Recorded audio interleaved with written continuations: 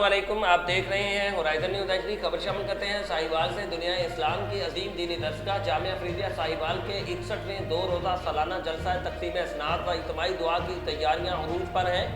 इस सिलसिले में साहिवाल की इंतजामिया ने जामिया का विजिट किया और तमाम सिक्योरिटी इंतजाम बरोएकार लाने की यकीन दहानी करवाई।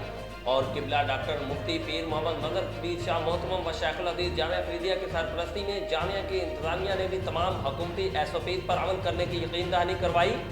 इंतजामिया की तरफ से साबिक असिस्टेंट कमिश्नर सरमद हुसैन और असिस्टेंट कमिश्नर सौदत वट्टू, CEO बल्दिया काशिफ साहिब, EDO हेल्थ साहिब और SHO फतेह शेर आमिर साहिब व दीगर इंतजामिया जिम्मेदारान तशरीफ लाए।